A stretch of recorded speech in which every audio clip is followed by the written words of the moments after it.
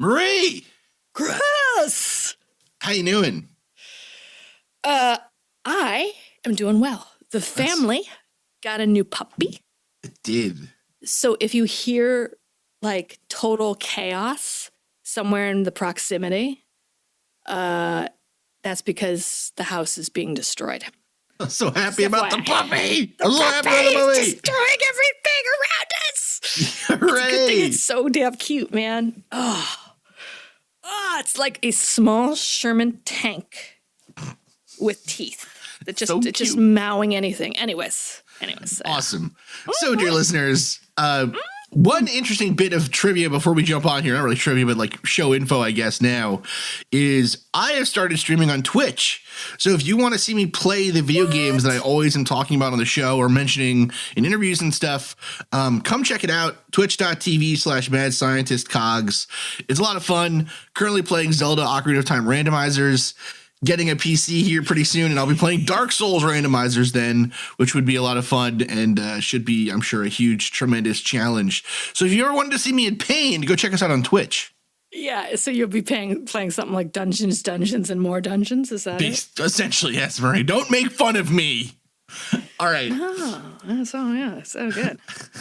Last episode, we discussed how we came to understand the physics of time, how it was instrumental to our development of mathematical descriptions of physical systems, and just how odd it is as a concept. And we ended on an interesting development. When we began to dig into physical systems, we started finding that there are some things that appear to be constants. Mm-hmm.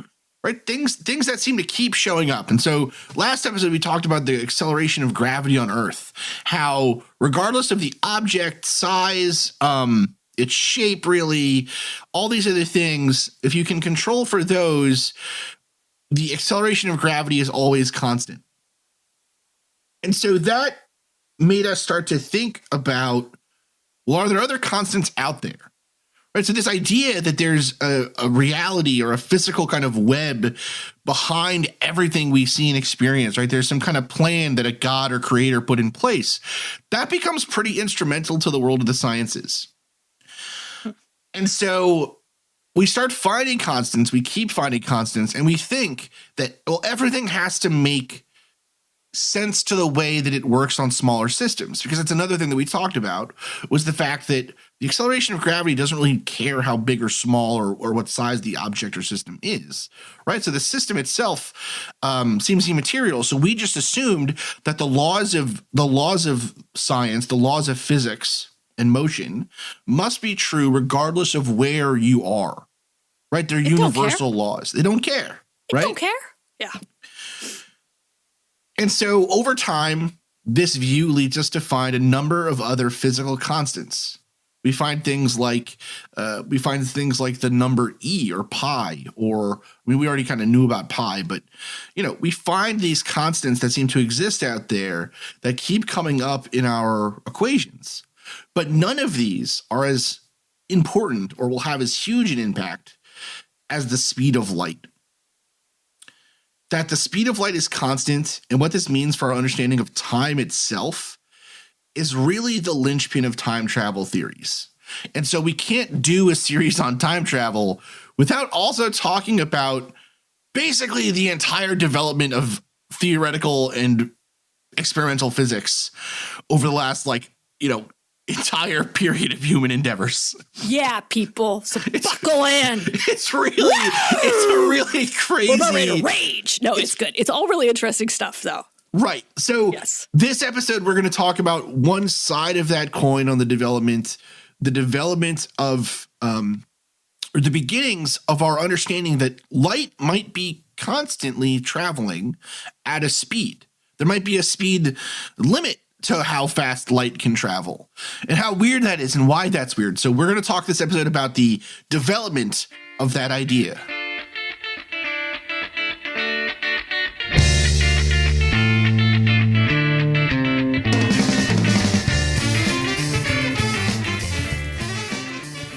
We're jumping ahead. We're time traveling ahead, which is obviously the easiest way to do time travel. We're time traveling ahead like hundreds and hundreds of years from Newton. Skipping it to basically let's go to basically today, right? We're going to talk about today here. Right. I like to think we're like, jump, okay. What was that show with the kid and the professor dog who were like traveling through time all the time?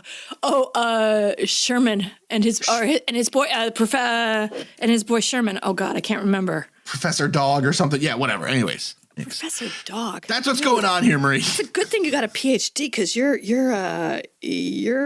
pop culture references are a little shabby. Not a conversationalist. All right. So Peabody. It was Peabody. Dr. Peabody or Professor Peabody and his boy Sherman. Right. Holla. Thank you. So this is like Professor Didn't Cogswell. even Google it. Professor Cogswell and his. It is cohort. Marie. Yeah, that's what we're doing right now, Marie. Golly, Dr. Cogswell. Those pyramids sure are tall. Okay, keep going. Aliens didn't build them, and people who say they did are dumb. All right. Marie. So at this point, we've developed a method to understand physical systems and describe them mathematically, right? We've come to that point now. So after that, after the ability to describe these things mathematically, we start applying them to everything. We just start applying math to everything you can think of. Right, we apply it to the flow of water, reactions of chemicals, movement of the planets, the way people move and act, economies, aging. We apply it to everything. We apply math all over the place because we're a bunch of nerds. And it's normally right. It is usually. I mean, it's usually pretty much spot on when you actually apply it. Now, interestingly, though, in all these physical systems where math is applied correctly, or let's not get. Math can be applied incorrectly too. Yes. But in all of these systems, one thing seems to be kind of consistent, especially when it comes to physics. And that is that the reference frame is immaterial. Okay. It doesn't matter what reference frame you are behaving in or measuring things in. Okay. Now, what do I mean by that? Let's say you drop a ball from a height of a meter. Mm-hmm. We learned last episode because you know the acceleration of gravity is constant, you can calculate the speed of the ball at any moment as it falls, right? You can know how long is it going to take for it to hit the ground, how fast can it possibly go. You're going to know like all kinds of stuff, right? Yes. All right. Now imagine you do the same thing, but you're on a train that's moving at a constant 60 miles per hour down a straight track. Mm-hmm. Does anything about our ball system change? Well, not if it's immaterial. Okay, not if it's immaterial. Have you ever done this test, Marie? Have you ever tried this? Like, have I ever been on a train and then dropped a ball? Okay, well, not like on a train, but like, you've been on a train, you've been on an airplane. I've been on a train. I've been on an airplane. Yeah. Okay, I've traveled. Yes. When you're on the airplane, mm-hmm. If something drops on the airplane, that object doesn't. Besides just falling to the ground, it doesn't also fly to the back of the airplane. Fly to the back of the plane at 300 miles per hour, right? That would be awesome if it did, but no. No, it doesn't. But no. And actually, that's what people thought would happen on airplanes. They thought seriously? They thought that because I guess they didn't understand physics. They thought that people would it would be dangerous because people on the airplane might you take a step and your gravity gets messed up or something, so you get shot to the back of the plane and die. So you just have to shuffle along everywhere and not raise, not. You just need to not connect. Hold on for dear life. All right. So only if you're flying Frontier. I'm joking. Only if you're flying Frontier. So it turns out if you do this experiment, it doesn't matter how fast the system is moving, really. At least on Earth terms, let's say, the ball. If you drop it, if you drop it from the same height and it's the same ball, it doesn't really take longer to fall. The acceleration of gravity doesn't change, right? Really, depending on how high you get, it can because of the way gravity works, but we'll get into that in a moment. But there's no other forces happening on the ball, right? We talked about how gravity is a force. Mm-hmm. And we're going to get into that a little bit more here in a moment. But if the only force on the ball is gravity pushing it down, then nothing else changes about the system it's in. And it's moving at a constant velocity, just like you are, right? You're both moving at 60 miles per hour on the train track. And so long as the train track is straight, so there's no other forces added, you might as well be standing on flat ground. Mm-hmm. So Now, if you drop it outside the train, let's say you open the window and then you drop it. then, right, if you drop it outside the train, then the ball is no longer, after you drop it, the ball is actually, interestingly enough, the ball is still, oh, that's a really good question, Marie. Yeah. What? Holla. That's right. I strapped in for this episode, people. I'm bringing it. Actually, I just made that question up. I have no no planning. But what it wouldn't be, you're outside of the force, right? You're out. It becomes material because what's surrounding you is not moving at 60 miles an hour. No, because it's not the thing itself. The ball is literally like you're holding the ball before it drops. Mm-hmm. Yep. So you're literally holding the ball at 60 miles per hour.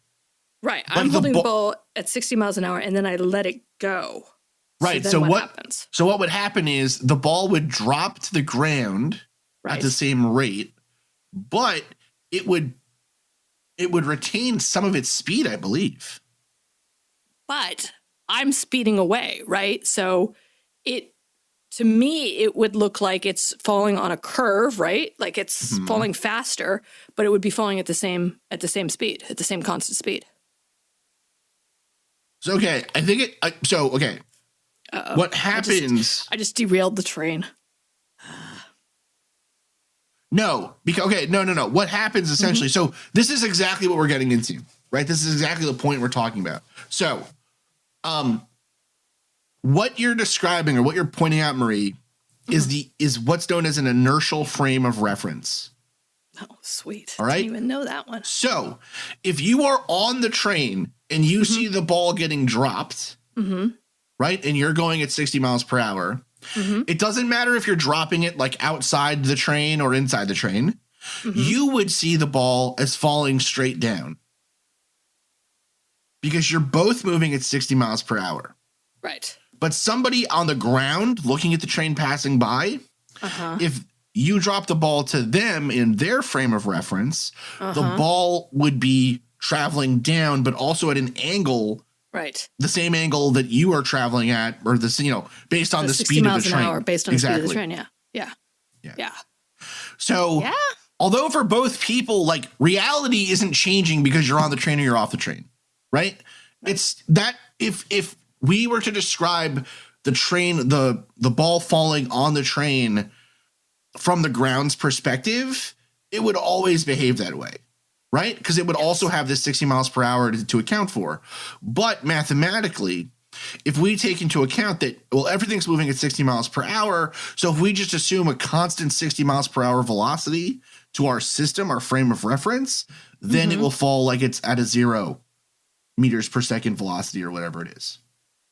But it's the perception that it's moving faster. Exactly. Yes. Okay. So another weird system here, Marie. Think about the case where the train is stopping right as we drop the ball. Oh, well, wouldn't it? It would still, because if it's in the train, it would still drop at the same constant. So if we're just, so if we're just looking at the ball itself, right? The ball itself would appear to fall straight down. Yes. Right? Yes. From that initial 60 mile per hour frame of reference. Right.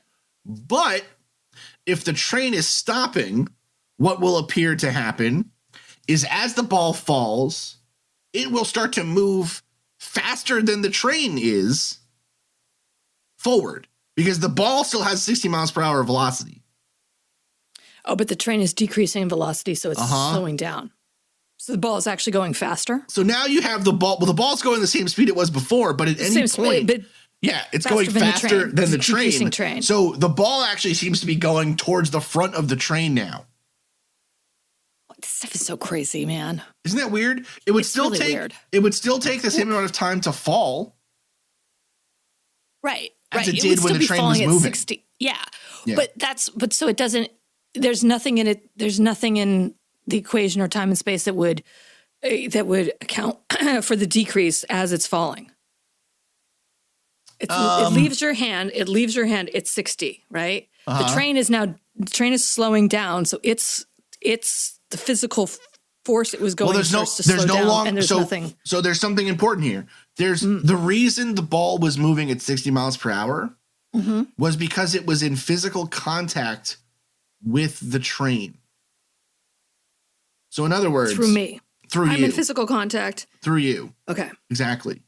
So if there was a bird, let's look at a weird scenario here. If there was a bird in the train trying to fly forward, right? The bird would not be able to go 60 miles per hour. Right. It would be, so nothing's touching the bird. The bird couldn't fly 60 miles an hour. It could only go the same speed it would always go because it's contained by that force. Exactly. So it's not about the container. It's not about it's not like you're just in a spaceship moving at 1,000 miles per hour. And so suddenly everything on the spaceship, what matters is it's in physical contact, right? There has to be a force balance essentially that's happening. So like the train is, you and the train are in contact, right? So your force is hitting the train's force and there's friction on the train, right? So that's what's keeping you kind of static there. But what about the bird? Bird's not touching anything. Exactly. The bird's not touching anything, so the bird might as well be out on the outside. The bird is the same thing. If the bird's inside the train or outside the train, there's a train coming at the bird at 60 miles per hour. Right? The bird is fucked. Right? That bird is toast. It's flying with the train. Sure. Oh my God, that's hysterical. Okay, I'm with you. This tendency for objects to move at the same kind of speed as other things that it's touching, right? We call it inertia. It's part of inertia. Inertia is really the tendency of objects to stay still or moving if they're already moving or already still. Yes. Okay. Gotcha. All right. So this is kind of interesting, right? So what this means is, regardless, all your science stuff is weird. What this seems to suggest is we can normalize any system to be equivalent mathematically to the case of no speed, right? So the frame of reference, it appears, doesn't really matter because we can always add extra, a speed or whatever to account for the frame of reference that we're operating in, right? So long as the frame of reference has no external forces applied to it. So that's the case of the train moving at 60 miles per hour with nothing happening to it. Right. That is called an inertial frame of reference. That is fine. However, in the case of the train stopping, there is an external force happening in that case, right? Yes. Yes. The external force being the braking of the train. Right. You're losing speed. Yes. Yeah. So that's a non-inertial frame of reference. So you can still add that in there. You can add math in to make it make sense again, right? But it's a little bit more complicated than just an inertial frame of reference. But so, okay, why is this important? This seems to suggest further that physical laws are true across the universe, so long as you're in an inertial frame of reference. In our train, yes. Right? Okay. So if you're on a spaceship going 1,000,000 miles per hour, we expected that inside the spaceship, all that same stuff would happen. If you drop the same ball that's had a hell of an experience for a ball, if you drop that same ball, it's better traveled than I am. It's really better traveled than I am. Yeah. So if you drop that same ball, it would still behave the same way. Yes. And that gets proven again and again and again. Like we keep proving that to ourselves. It's something we basically take for granted today, but it's actually very strange if you think about it. Yeah. Yeah. Right. Like I said, this whole thing is weird. It's very strange. So we are over time doing our science. We're learning more about physical systems. We're doing our math, everything else. Things seem totally cool. We're doing math. All right. Things seem totally cool. Normal. Until we start thinking about magnetism and electricity. What happens? Okay. I was all strapped in. I was all ready for this, and now I'm just like, what? What? Sorry. So, all right. We've already talked a lot about forces, right? Yes. Okay. What do we actually mean by a force? When we first described forces, Marie, you'll remember that we described a force as the ability to accelerate something, right? Force was intrinsically linked, like the force of gravity was intrinsically linked to the acceleration of gravity. Yes. So essentially a force is sort of defined as the ability, or rather that thing which causes an object to accelerate towards another object. Yes.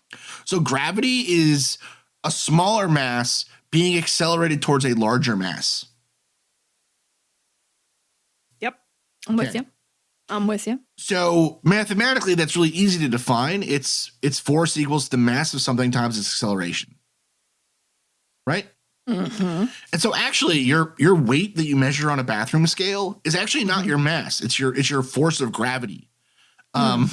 Interestingly. Or right? the weight that I don't measure. Right. Same. On the bathroom scale. But whatever. Marie, For theory's sake. Oh, I gotcha. This is really weird. This is really weird. Because it's not the mass, it's how much gravity is holding you down. Yes. Okay, yeah. That's not weird. But that is weird. That is weird. I mean, when you think about it, it's not your true weight. It's also weird how much more force of gravity you get from just sitting on your butt during quarantine eating pizzas. But eating the calzones. All right. But sorry. Okay. We just talked about on the train how important it is for like when you apply a force to something, there seems to have to be contact, right? Yes. At least between something and another. Yeah.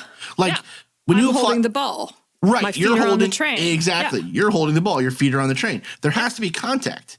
Yep. The train is on the tracks. Yeah. What is being contacted with gravity?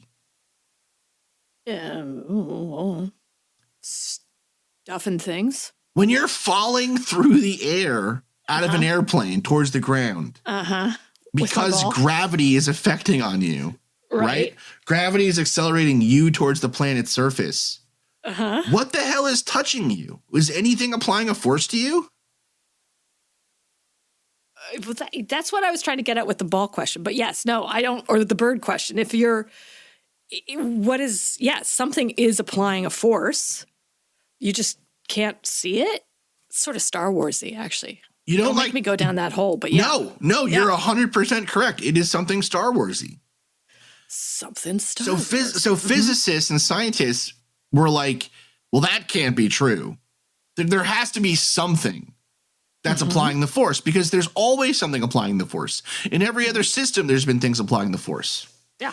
So what they came up with was a invisible, essentially immaterial substance they call the ether.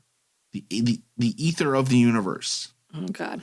Okay. All right? The luminiferous ether. And so this was the thing through which... That was one of your cover bands in college. Oh, you know it. Right? This is the thing through which force is applied at a distance in cases where it doesn't make a lot of sense that there is a force being applied. Right? So with gravity, for example, the thing that is allowing, the thing that's like making that contact between the objects, the two planets, is the ether. It doesn't sound right. It doesn't sound right, but that's our best explanation, right? It doesn't make... How else can you explain it?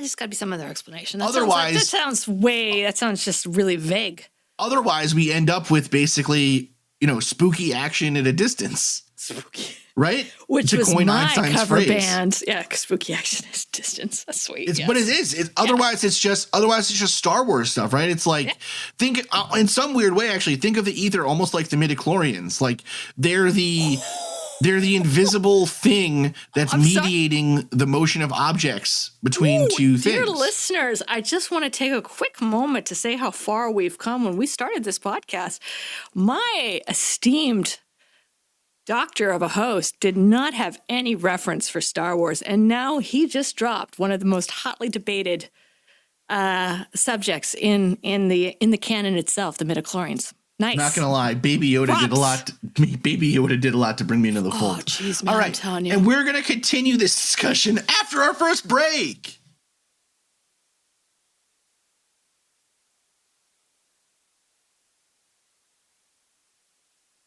All right. So that's That's really weird. That is weird. Right? That's weird. So we have objects that seemingly are having forces on each other from far away without actually touching. And so scientists are like, well, there has to be something there. And because they don't have a good explanation, they just call it the ether. They call it, whatever it is that's making things touch or making things affect each other. Okay. Now, there are other forces like that, though, that we can't really, we don't really have a good explanation for, right? Can you think of one, Marie? I can't think. So I actually did do a little research on this, and there are normally 4. Yep. Right? However, there's supposed to be a 5th one as well. That I was going to pop. There might be a 5th one. There might be a 5th one. So the 4 are electromagnetism, weak nuclear force, strong nuclear force, and then people, the 5th is supposed to be discovered by MIT in the 80s, right? And it was called like hypercharge, dubbed hypercharge, which is like, come on, that's a bitchin' name. Who knows if that's true? But then there's also gravity, right? The 4th one. Yeah, the 4th one is gravity, but it's like hypercharge is supposed to be the anti-gravity. Yeah. All right. Which is a super villain name. Okay, sorry. No, interesting. So, but we call it electromagnetism now. But actually, when it was first being discussed and looked at, magnetism and electricity were thought to be completely separate. So, all right, we kind of know what electromagnetism looks like. Right? It's a little bit easier to think of besides like the weak and strong nuclear forces, let's say. Right. So for listeners, the weak and strong nuclear forces basically are the forces that keep atoms together, like the nucleus of atoms together. Right, because the deterioration, right? Because atoms are made up of protons and neutrons. So seemingly, there's nothing keeping all those protons together. Right, they're all positively charged. If anything, they should be shooting away from each other. Yes. Right. So there has to be a force that's keeping them together, and that's like strong and weak nuclear forces are like a little bit more nuanced than that. But that's generally the idea. It has to do with like nuclear energy or nuclear radiation and decay.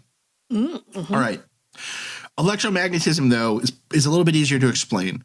It accelerates objects together and actually mathematically is super similar to gravity. All right. So think about magnets, right? You have 2 magnets, Marie, and if their poles are opposite, what will they do? They'll attract. Yes. Okay. And the closer they get, what happens to that force? The stronger it becomes. Right? That's true of gravity too. Right? The closer things get to each other, the more gravitational pull they feel from each other. Yes. Now, interestingly, magnetism has an opposite, though. If you have things that are of the same pole, they'll repel. Yes. Right? The closer they get, the stronger they repel. Okay. We have nothing like that with gravity, but maybe there is. Or maybe there's that hydrostatic or whatever the heck force. Hypershock. Oh, wait, no, that's not. Hyperspeed. But sounds like a robot. Sounds like a fighting robot. It really does sound like a fighting robot. BattleBots. Hypershock. I think there is one. Anyways, go ahead. But still, though, magnetism seems then to have the same kind of problem that gravity has, right? Because there's nothing making those objects attract each other or repel each other, right?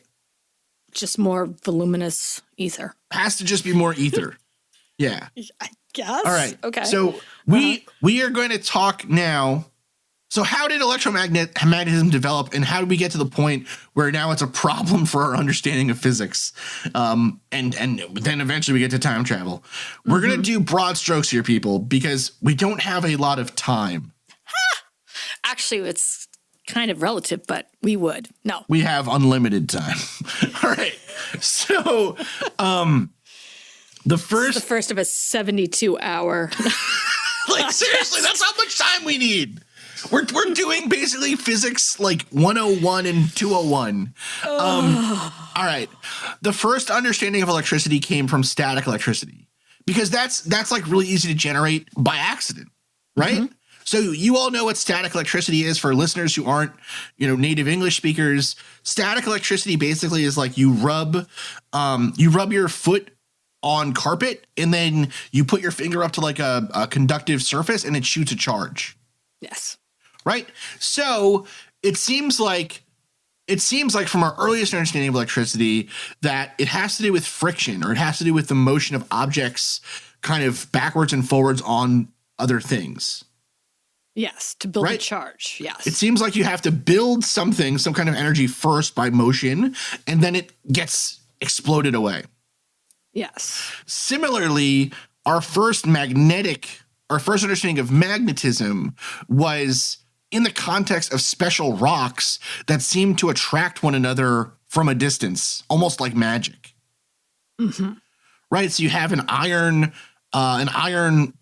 ore containing rock, and you have something that's magnetic, and it will charge over to each other. They'll repel or they'll attract. Right? Mm-hmm. Which you can imagine how terrifying that discovery was for the first person to find it and be like, I need to explain this to somebody, but not have them think I'm a witch. How am I going to do this? This is the closest to magic we've gotten so far. And actually, that person was burnt. Thankfully, some of the first kind of studies of magnetism happened in China, and that led to things like the creation of the compass, right? Mm-hmm, and kind of compasses were like what were studied during magnetism for a long, long time. So early tests on magnetic materials and electricity were conducted throughout the Middle Ages. And really kind of we're limited to like, okay, well, I can make more and more friction so I can get a bigger and bigger shock, or I can purify these magnetic things more and more to get a bigger force between them, right? And trying to understand how did compasses work, and, did the earth seem to be magnetic, and all these other weird things. And all that was true until basically the father of electrical science came around, Dr. William Gilbert. And he wrote a book titled shortened to Demagnet, basically, in the 16th century. That's D-E magnet, not like demagnet. Demagnet. He's not ludicrous. This. Not that Ludacris couldn't understand and explain science, though. Oh, no, Ludacris would be a really good scientist. I would actually listen to him for 72 hours. Okay. Oh, my God. No, absolutely. So, in that work, Gilbert does various experiments on magnetism and what he defined as electricity. So he talked about magnetism as being basically the attraction of iron with certain types of rocks. And he called electricity magnetism that occurred without the presence of iron. Okay. So that's what he called. And some of the things that he found, for example, were that heat, if you applied heat to a magnetic material, the force of magnetism decreased. And the more kind of friction you applied, the stronger the electrical charge, the stronger a compass needle would look at, say, an electrified surface. Okay. Right? So he was one of the first people really to find that electricity and magnetism and also heat were seemingly interrelated, right? There's something going on there between the three of them. Right. All right. Because charges, like, you get more shocks in dry climate. Right. Yeah, absolutely. Yeah. Right. So that's another thing actually he found, was that the presence of water changed the ability to transfer electricity or magnetism. Right. It's actually really good point, Marie. Oh, you're doing great. So, okay. Later. Thank you, Dr. Cogswell. And again, golly, Dr. Cogswell. And again, in all these cases, there seemed to be nothing mediating these forces, right? There's nothing like there's no hand between the ball and the train. It's just moving at that speed for some reason, right? So, again, all of this is in the background of there being this ether out there, right? Yeah. So other scientists working in the field, Robert Boyle, found that there were a bunch of other magnetic or electrically conductive materials, right? So it wasn't just iron. There was all kinds of stuff that could be magnetized. Otto von Gorsky found and created essentially an early electrostatic generator, but didn't know what he had created really. But so basically what that was like you had like a lever, or not a lever, but like a circular device that was applying friction. And so you'd spin it really quickly and it would create a very fast creation of an electrostatic charge. Does that make sense? Mm-hmm. Yep. Okay. Further developments of this science by people like Bose, Coulomb, led to the development of more complex and successful electrostatic generators. So that by the time that we get to the 1800s and the work of Volta, right, whose name is lended to the volts, we were really able to transfer and create very, very large voltages of electricity, right? Very, very large electrical currents and forces, right? Yep. So Volta creates the first electric battery in the 1800s. And so over time again, like, and we have other people like Ben Franklin really did do electrical experiments, right? A bunch of other people did. Like, there's just the history of this is so rich and so long, but really the important shift happens with the work of Faraday and Henry. Mm-hmm. Now, these two people found what is known as electromagnetic induction. What this is the seemingly ability to convert a magnetic field into an electrical force and vice versa. Mm-hmm. Okay, so what I mean by that is if you run electricity through a wire, that wire becomes magnetic. Mm-hmm. And if you have a magnetic field, you can actually transfer small amounts of electricity through, like, the air, for example. Yes. Right? So really interesting stuff. The Faraday cage. Right. Yeah. All of these experiments seem to now really suggest very strongly that electricity and magnetism were one thing. They were the same thing, but it was being converted between magnetism and electricity. Mm-hmm. Right? So it was either one or the other. It wasn't one or the other. They were one unified thing. Oh, okay. Never mind. Yes. Sorry. Yes. Sorry. No, they were one unified thing. And so it wasn't until this ultimately was famously and importantly led to the work of James Clerk Maxwell, who described the relationship between electricity and magnetism as that unified concept known as electromagnetism. He did so in a series of really complicated equations called the Maxwell equations that we still use every single day. But the basic rules that resulted, or the kind of the speaking terms, what those mathematical concepts led us to, are these kind of four main things. And this is actually used from ThoughtCo, which had a really good write-up on Maxwell and his equations. So I thought, why try to reinvent the wheel? So, okay. Go into the 73rd hour. Go ahead. Yeah. First one, like electric charges repel and unlike electric charges attract. The force of attraction and repulsion is inversely proportional to the square of the distance between them. Okay. That one's pretty easy, right? Yep. 2, magnetic poles always exist as north-south pairs. Like poles repel like and attract unlike. Again, pretty easy. Yep. Right? Check. So in the first case, in the first thing, what he said was like electrical charges, right? So things being positive or things being negatively charged, right? Which they found you could do, of course. Those attract just like magnets do. And magnets, as north-south pairs, have that same kind of dichotomy where like poles, just like charges, repel, whereas unlike poles, like unlike charges, will attract. Yes. Okay, interesting. Yes. His third thing, an electric current in a wire generates a magnetic field around the wire. The direction of the magnetic field, clockwise or counterclockwise, depends on the direction of the current. That's the flow of electricity. This is the right-hand rule, where the direction of the magnetic field follows the fingers of your right hand if your thumb is pointing in the current direction. Okay, this one's a little bit more physics 101 to explain, or like college level physics, I guess. But so imagine, Marie, you have a wire that's in front of you, and the current of electricity is traveling from the right-hand side of your body to the left-hand side. Yes. Okay. If you put your hand around the wire, not really because you don't want to get electrocuted.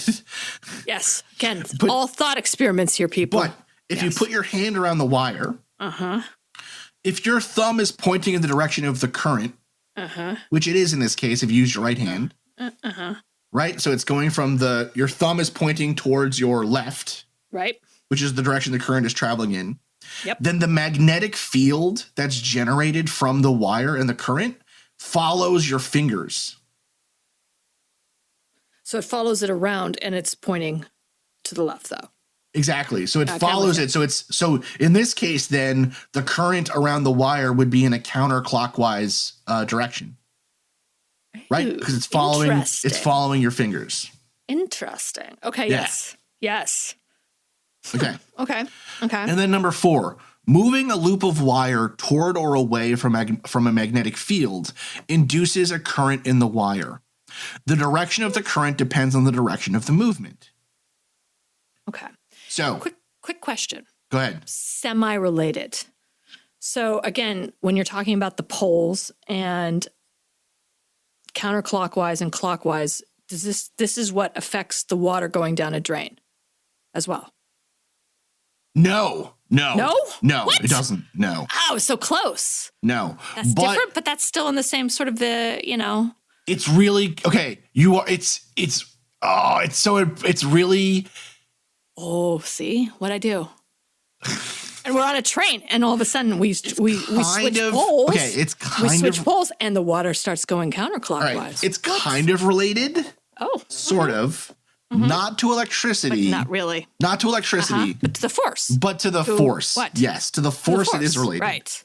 We're going to get into that next episode more. Oh, okay. Yeah, that's good. So not totally wrong. Not totally wrong, but just not right for this one. All right. So keep going. So number 3 and number 4, essentially what those two do.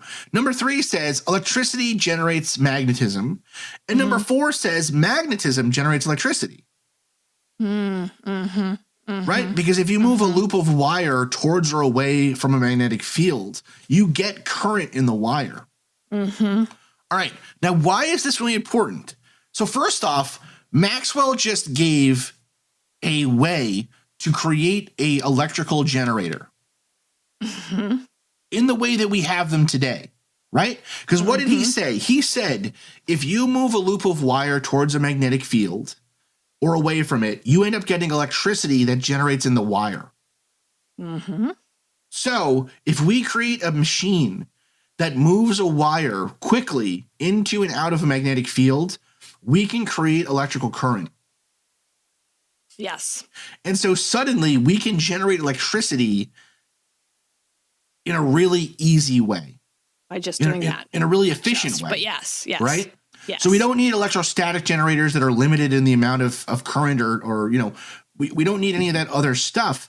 Now we can generate electricity in a really good way. And actually that's the way we make electricity today. Still, right? When you think about like a coal fire power plant or a water plant or whatever, what it's doing is they're using a chemical reaction to create heat or whatever, but it's making water become a steam that then the high pressure of the steam moves a turbine, and the turbine is attached basically to one of Maxwell's electrical generators. It's crazy. Right? So that's really interesting. Yeah. It's okay. Besides it being important for like the Industrial Revolution and for everything that came about later and us having computers and all this other stuff, it's also really important because these theories suggested a clear break with Newtonian mechanics.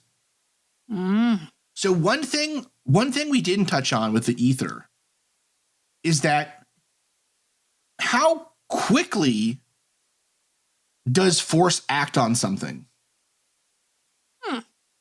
So in other words, if you let go of the apple before you're Newton, you let go of the apple. How long does it take? Start to drop? Yeah. How long does it take for it to start to drop? It perceived right away. Right away. It immediately starts to drop. Yeah. Okay. But so that means that it doesn't matter how far away the thing is, it immediately will start to feel gravity. Yes. Right? Yes. Okay. But we know that isn't the case, say, for example, with magnets. No, it's not. right? It messes it all up. Because first off, you can pull magnets so far apart that they don't attract anymore. Right. So there seems to be some distance effect there. Right. But also, Maxwell's work showed that the electromagnetic force did take time to travel. They were actually able to measure how long it took current, say, to go through a wire. Ooh. Right? Huh. And besides that, too, as people besides Maxwell are working on other things, like people are working on electricity, but people are also working on light. Right, because light is also another weird thing. Like light doesn't really have effects. It doesn't have a force, really. What people started to do, though, was they thought, well, if those forces have a time that it takes for them to move, how fast are those moving? Right? How fast is that going on? And so what Maxwell actually ended up finding, and a couple other people too, was that the speed with which electromagnetism moved was limited to a certain value. And weirdly enough, that value of speed turns out to be the same speed that people working on optics found light traveled at. So now we're in a pickle. We're in a real pickle, Marie. We're in a lot of trouble. Cool. All right? Because it turns out now that electromagnetism, this newly discovered force and thing in nature, its speed is defined by the same constant as the speed of light. Oh. That's terrible news for us as physicists. That's at least crazy. That's bad, right? How are you going to tell those things apart? They're almost like the same thing. And besides that, we know that electromagnetism is really, really related or very, very similar to gravity. So are all of these things the same thing? Oh, man. Get out the Advil. All right. And that, dear listeners, is where we will pick up next episode. Thank you again, dear listeners, for listening to the Mad Scientist podcast. I have been your host, Chris Cogswell, joined by my co-host, Marie Mayhew. If you'd like to contact the show, please send us an email at themadscientistpodcast@gmail.com. That's all one word. You can also follow us on Twitter at MadScientistPod or at Team Giant Squid for Marie. And of course, you can see us on Facebook, on Instagram, and all over the internet as the Mad Scientist Podcast. And again, our logo is the one with the pumpkin head, so it's easy to see. If you've enjoyed the show tonight, please consider supporting us on Patreon, where the money that you give to us will help us to promote this show further, to make it better, and just to spend more time making it. Because we love doing that. We do love doing that. Our logo was designed by Carrie Shaheen. Our web design is done by Desdemona Howard. Woohoo! And our sound design is done by Jake Cardinal. Thanks.